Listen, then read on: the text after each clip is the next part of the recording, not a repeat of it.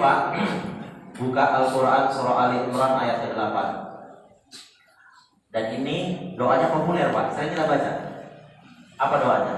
Rabbana la tuzigh qulubana ba'da idh hadaitana wa hab lana min ladunka rahmah. Kita nih Pak, nanti sebenarnya tergiring terus kepada dalam kesesatan. Tapi yang kita harapkan rahmat Allah.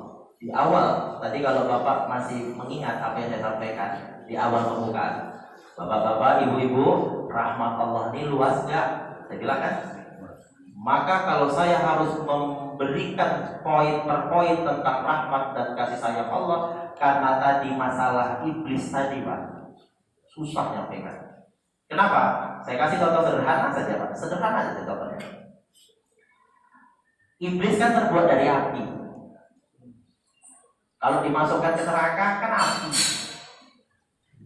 Api sama api kayak mana? Kan itu kan timbul pertanyaan kan dalam pemikiran kita kan.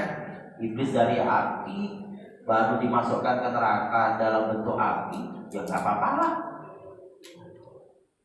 Lalu kenapa? Kenapa dikasih sebuah gambaran sederhana Pak? Memaknai kenapa Allah memerintahkan kepada iblis untuk sujud sama Adam, bukan sujud dalam hal yang seperti kita lakukan ketika sholat. Tidak. Untuk mengakui saja. Kenapa? Karena Allah cuma menyampaikan pada saat itu, aku nanti akan menciptakan seorang hamba yang taat manusia bernama Adam. Iblis protes, kurang taat apalagi kami, ya Allah. Kami hambamu yang paling taat. Semua perintahmu kami lakukan. Iblis itu Pak, hamba Allah yang paling taat Pak. Luar biasa taat. Lalu pertanyaan Bapak tadi, apa cuma karena gara-gara satu tadi saat nggak mau sujud lalu Allah jauhkan rahmatnya? Kan begitu. Kita ketika memahami rahmat dan kasih sayang Allah, contoh sederhana Pak, apakah mungkin ketika air teh dalam ceret dituang berubah menjadi kopi? Tidak. Saya kasih lagi contoh sederhana untuk menguatkan Pak. Apa yang terlintas dalam pikiran Bapak ketika saya katakan kopi dari Aceh? Apa Pak yang terlintas? Mantap. Enak, mantap, nikmat. Benar? Tapi ketika kopinya sudah ada, disiram air panas mendidih, lalu ditanya, bagaimana rasanya? Belum bisa diminum. Kenapa? Masih panas sekali mendidih. Lalu karena sudah mulai agak berkurang, diletakkan gula, diaduk gulanya. Pas mau diminum, dirasa rasanya sedikit, kurang mantap. Ditambahnya susu Pak. Namanya jadi kopi susu. Hilang keyakinannya terhadap enaknya kopi. Kenapa? Dia tinggal bilang, makanya lebih mantap kopi Aceh tadi ditambah dengan susu. Luntur dia Pak. Kita jangan sampai luntur keimanan kita sama Allah hanya gara-gara sebuah peringatan dari Allah. Kenapa? Makanya tadi yang kedua saya katakan apa? Untuk mendapatkan rahmat dan kasih sayang Allah, yang kedua timbulkan rasa takut cuma sama Allah.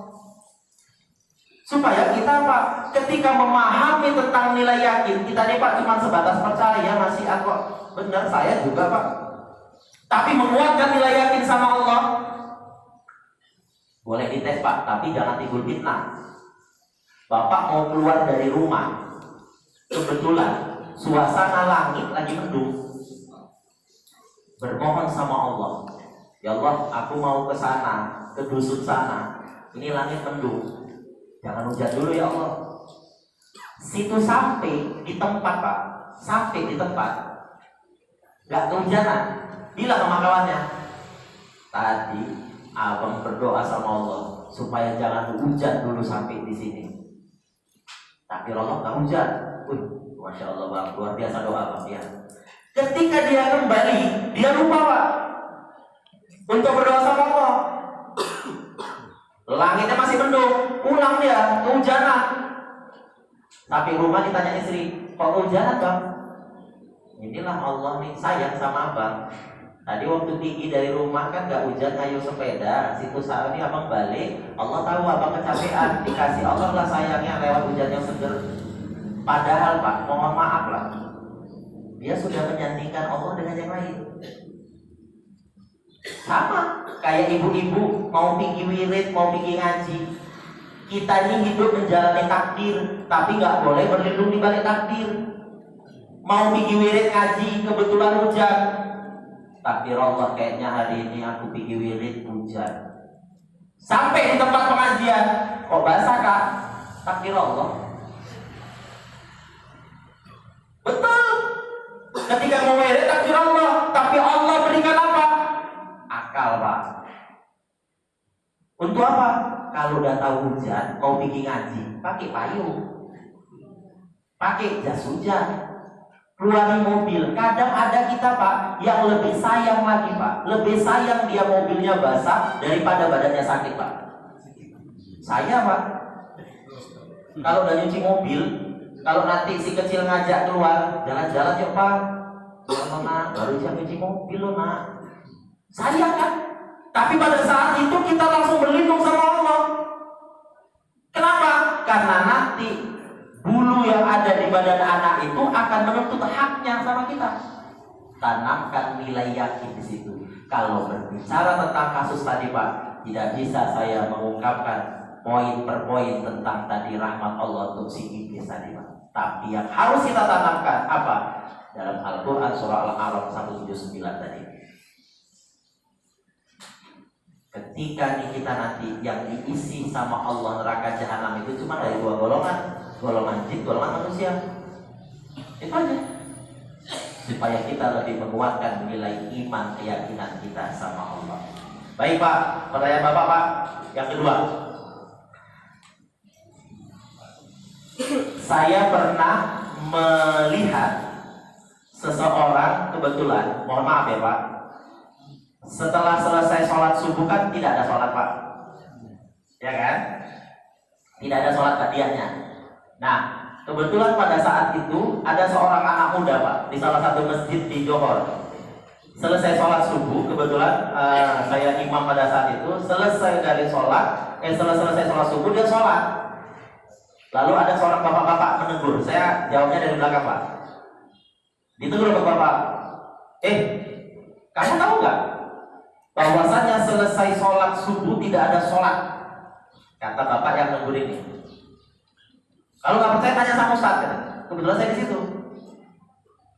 Saya nggak jawab pada saat itu Pak. Lalu ditanya, kenapa nggak usah jawab?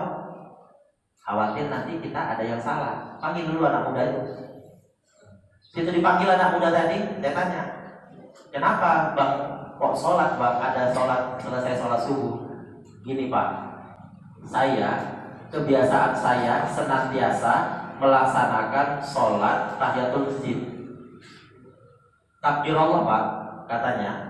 Pada saat tadi saya datang, saya nggak terkejar Pak untuk melaksanakan sholat wudhu saya, melaksanakan sholat tahiyatul masjid saya, tidak terkejar saya. Kenapa? Karena sudah mulai tadi sholat subuh.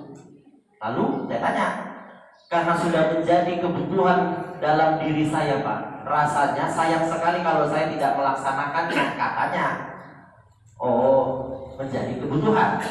Iya. Berarti kalau nanti abang andai kata nggak sholat apa? Rasanya ada yang kurang lengkap Pak dalam hidup. Profesor Dr. Haji Tuan Guru Syekh Abdul Rahman Saiful Bimalai mengatakan begini Pak, kita harus senantiasa mengedepankan untuk punya prasangka baik terhadap seorang hamba, apapun yang dilakukannya, selama tidak merusak akidah. Selama tidak merusak akidah Pak, dikatakan. Sekarang yang dilakukan tadi kira-kira merusak akidah nggak Pak? Dia karena kebutuhannya biasa dia sholat, ada sholat dia sholat wudhu, sholat tahiyatul masjid. Lalu karena dia pada saat itu tertinggal, sama Pak, kayak saya ketika tertinggal sholat berjamaah, Kita kan banyak Pak ketika tertinggal sholat berjamaah lari Pak, terbirit-birit bahasanya. Padahal Allah sudah ingatkan, ketika melangkah kita nih Pak dalam melaksanakan sholat berjamaah, jangan terburu-buru Pak, pelan aja santai. Sampai di mana kita dapatnya? Karena nanti khawatir kita tuh ditunggangi sama setan. Makanya kenapa saya sendiri Pak banyak yang bilang begini, Ustaz Denny kalau ngisi di FPSMM datangnya jam berapa? Oh biasa, sebelum subuh saya sudah sampai. Gak pernah Ustaz Denny datangnya jam 6 aja bisa ngisi kajian di tempat lain. Oh enggak, saya bilang. Kenapa? Ya kan Ustaz, mereka mulainya lama, jam 6 baru mulai. Tunggu semua kumpul semua dari masjid-masjid itu baru mulai katanya kan. Apa saya bilang Pak? Saya nggak suka yang terburu-buru Pak. Kenapa? Kalau terburu-buru itu, cobalah kita terburu-buru itu tergesa-gesa Pak, capek Pak. Makanya jangan sampai diibaratkan sama Rasulullah, nanti kita seperti kita Pak berburu di padang pasir, berburu di padang pasir. Bagai itu Pak, di sana nampak ada air, datangi, nggak ada, datangi ujung, nampaknya ada air terus kan? Lama-lama apa? Capek, lelah yang ada dalam diri. Itulah kita. Jadi kalau Bapak tadi tanya tentang bagaimana tentang sholat qobliyah subuh kan Pak? Bagaimana itu? Kita punya, kalau saya tetap hari ini meyakini Pak, selama itu dia menjadi sebuah kebutuhan. Bayangkan 45 menit sebelum masuk waktu subuh itu ada namanya waktu sahar Pak. Di situ Allah luar biasa Pak, terima doa kita itu luar biasa. Jadi kalau bisa kita janganlah coba lihat Bapak Ibu yang berangkat haji dan umroh coba 1 jam sebelum masuk waktu subuh, wah semuanya udah berbondong-bondong duduk di Masjid Nabawi di Masjidil Haram. Coba tinggal di Kampung Menciri, udah diingatkan sholatu wassalamu alaihi lah, Pak Jalal itu kok suaranya kok kayak gitu ya, nanti aja lah tunggu dia siap lah dulu. Suara Pak Jalal tadi kedengaran Pak sampai ujung sana Pak. Aku tanda kali suaranya, karena pas di ujung itu agak melengking dia, pakai tanda. Itu lagi. Makanya kita harus memahaminya, tetap punya prasangka baik. Ini zona abdi. Dalam sebuah hadis qudsi dikatakan Allah, aku sesuai dengan praduga hamba. Jadi kita tetap punya praduga prasangka baik saja Pak sama orang. Supaya apa? Kita terlindung Pak dari godaan setan. Tadi Pak sebelumnya apa Pak? Tadinya kan orang yang berdoa tadi ya baik selalu dikabulkan ya, terus di akhir cipta tadi dia berdoa dalam keadaan sombong kan gitu. Betul. Apa kan dikabulkan itu doanya sombong? Baik. Nah, ketika berbicara nih kita Pak, sekarang saya ambil contoh sederhana Pak dari ibadah kurban kita. Ibadah kurban yang baru selesai kita lakukan tadi, sesungguhnya untuk apa Pak? Mengikis sifat-sifat kesombongan hewani yang kita Pak. Sama kayak kita nih, mohon maaf Bapak Ibu yang sudah melaksanakan ibadah haji, ketika melempar jumrah di Jamarah, semua hampir punya pandangan pendapat yang sama bahwasannya Jamarah itu setan Pak, sehingga melemparnya luar biasa. Kalau ditanya kenapa, ada setan. Padahal yang mau diingatkan apa Pak? Basmi setan, iblis yang ada dalam dirinya. Kadang yang dari belakang Pak lari sampai kadang kena orang lagi yang di depan. Terakhir dia melempar macam kesetanan. Betul, Jamarah itu yang dilempar Pak. Tapi jangan sampai kita tidak menguasai diri kita. Hati-hati kita. Sama ketika tadi orang yang berdoa tadi Pak, diingatkan Allah apa tuh Pak?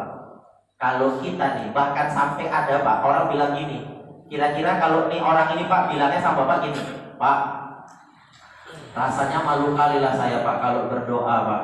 Kenapa? Nikmat Allah mana lagi lah Pak yang nggak dikasih Allah. Setiap saya doa dikasih nikmat sama Allah, dikabulkan Allah. Rasa-rasanya udah semuanya udah cukup. Sombong nggak kita doa? Sombong, kenapa? Karena Allah tempat kita meminta. Bahkan Allah kalau bisa bilang langsung sama kita gini, kok nggak ada minta hari ini? Kenapa? Karena Allah memang tempatnya. Banyak mengeluh cuma sama Allah. Sampai ada sebuah perumpamaan begini Pak. Bersyukur kita kaya, mengeluh kita miskin.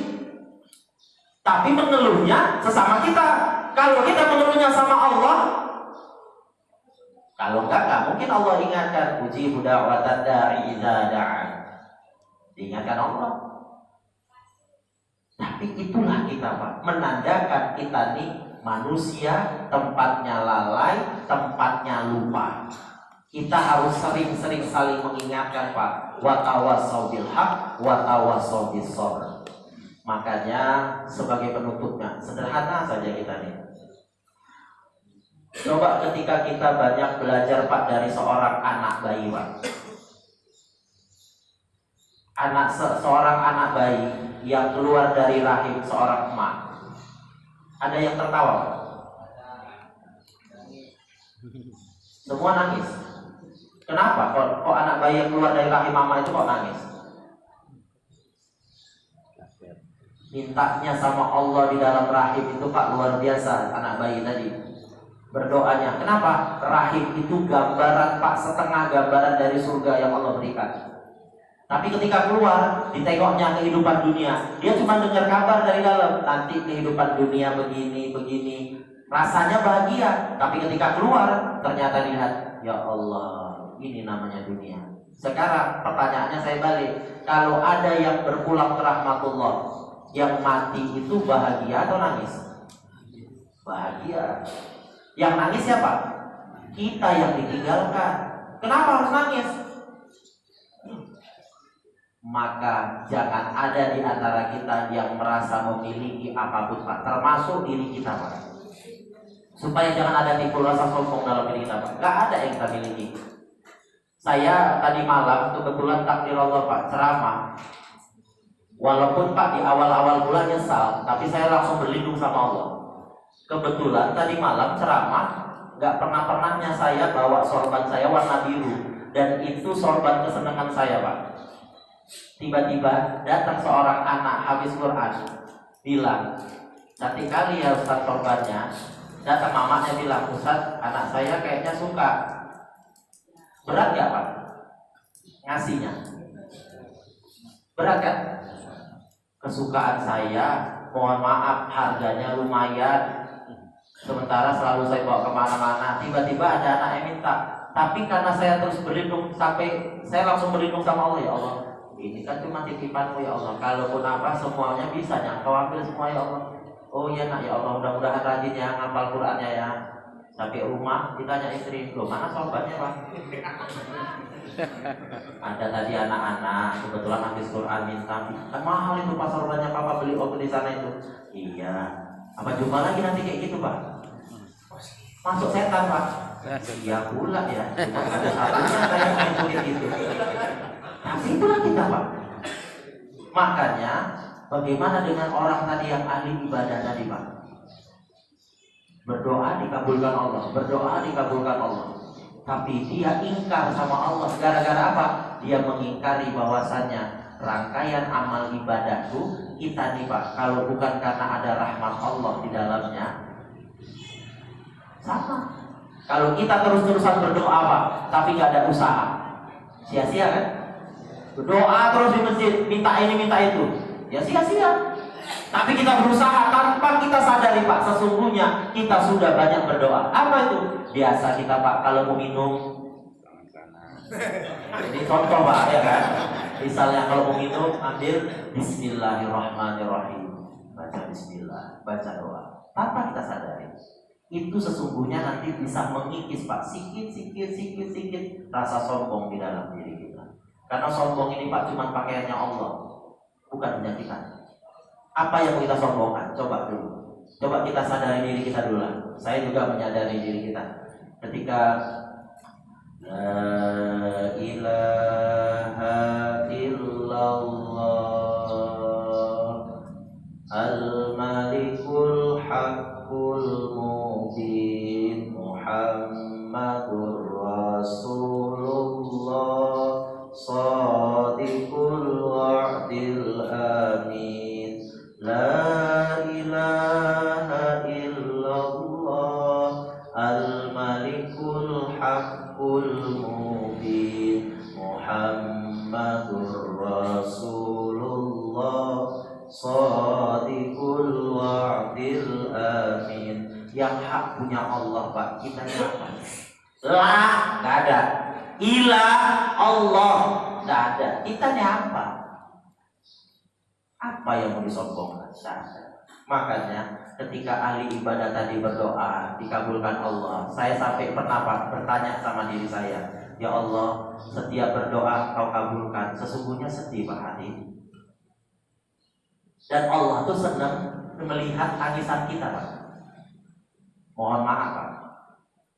Saya orang yang sangat jarang dan payah untuk mengeluarkan air mata. Tapi suatu ketika setiap malam takbiran, Pak, saya selesai ba'da maghrib pulang dari masjid itu, pulang ke rumah, saya ajak istri saya bertakbiran. Selalu mencucurkan air mata, ditanya sama istri, kenapa Pak? Saya cuma teringat satu aja Pak dari almarhum mama saya. Mama saya itu senantiasa selalu Pak mendoakan itu. Kalian nih, anak-anak mama, anak-anak ibu ini. Ibu cuma satu doa. Kalaupun kalian semua jadi orang, jangan pernah kalian tinggalkan ngaji baca Quran, kata mama.